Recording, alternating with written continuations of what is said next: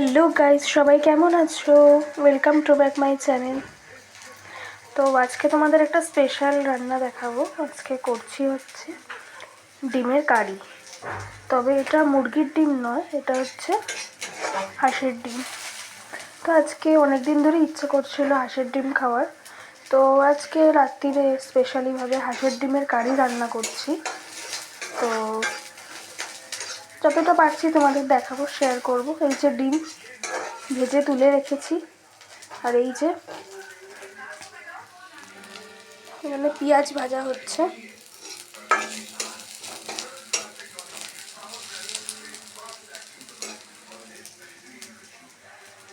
পেঁয়াজটা ভাজা হয়ে গেলে এর মধ্যে মশলা দিয়ে দেবো। তেমন ঝোল ঝোল রান্না যেহেতু ভাল লাগে না খুব একটা, তো ইচ্ছা আছে মাখামাখিই করবো কষাটা। তো মশলা ঢেলে দিলাম, এই দেখো।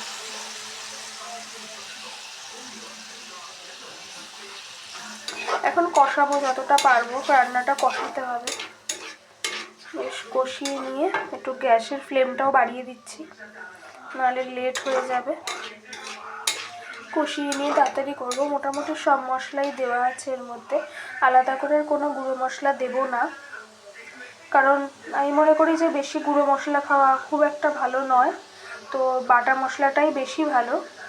তো এর মধ্যে আদা, রসুন, পেঁয়াজ, জিরে, গোটা জিরে, শুকনো লঙ্কা সমস্ত বাটা মিক্স করা আছে, তাই জন্য আর কোনো আলাদা করে লঙ্কা লাগবে না। ঝালের জন্য লঙ্কা বাটাও দেওয়া আছে সব কিছু। তো একটু হলুদ দেব এর মধ্যে। আমি এবার রান্নায় হলুদটা খুব ব্যবহার করি।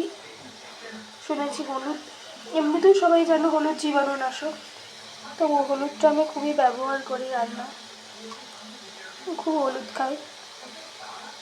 তো হলুদ দেব পরিমাণ মতো, তারপর স্বাদ মতো নুন দেবো আর চিনি দেব। আমি একটু চিনি দিই ব্যালেন্স করার জন্য রান্নায়।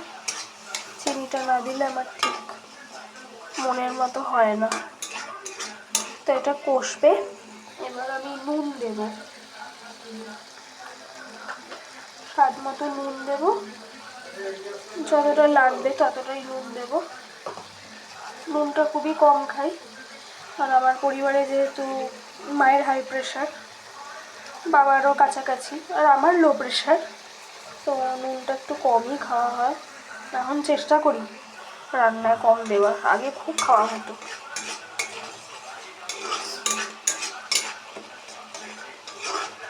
মা রান্না করতে খুব নুন দিত, আমি একটু কম নুনেই রান্নাটা করি, কারণ আমি বেশি নুন খাওয়া পছন্দ করি না। আর একটু হয়তো তেল লাগতে পারে রান্নাতে, আমি আবার কম তেলে রান্না করতে পারি না।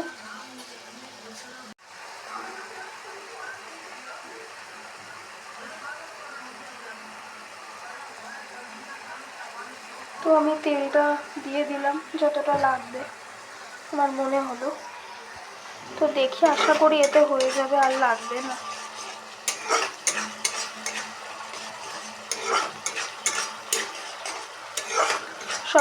বেশিরভাগ সময় তো শর্টকাটে রান্না করতে গিয়ে গুঁড়ো মশলা বেশি ব্যবহার করা হয়।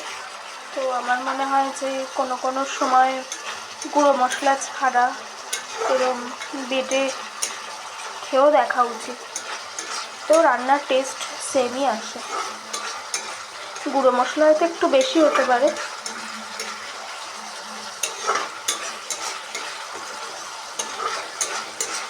তো চলো কষিয়ে নিচ্ছি, কষিয়ে নিয়ে তোমাদের আজ ফিরছি।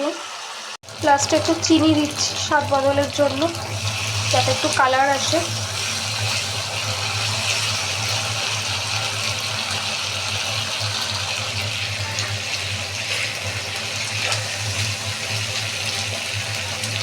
একটু ফ্লেমটা কমিয়ে দিচ্ছি গ্যাসের, আবার যখন জল দিয়ে দেবো তারপর আবার বাড়িয়ে নেব।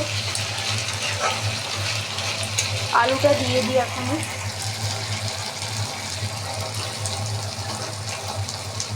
আলুটা সেদ্ধ করাই আছে, তো আলুটা একটু বেশি সিদ্ধ হয়ে গেছে বলে লাস্টে দিচ্ছি। কারণ না হলে ভেঙে যেতে পারে। একটু নাড়িয়ে নেব।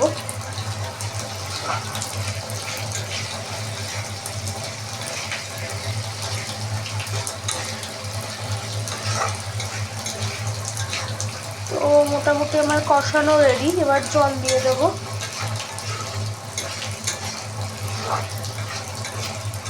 তো এবার জল দিয়ে দিই, চলো। তারপর ফুটবে, ফুটলে ডিমগুলো দিয়ে দেবো।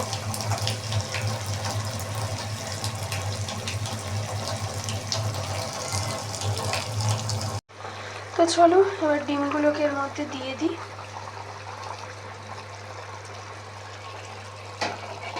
ভেজে রাখা হাঁসের ডিমগুলোকে দিয়ে দিলাম এর মধ্যে।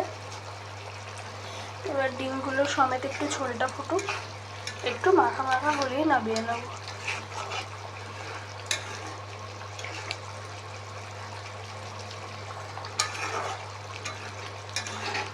আর একটু ফুটবে।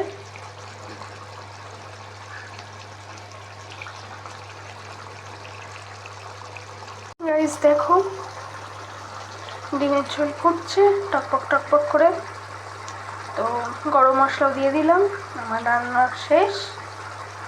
এবার হচ্ছে খাওয়া দাওয়ার পালা।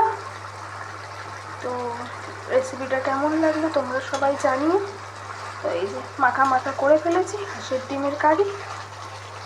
এবার গরম গরম পরিবারের সবাইকে পরিবেশন করব। তোমরা সবাই ভালো থেকো, সুস্থ থেকো, ভিডিওটা দেখো, ভালোবাসা দিও। টাটা।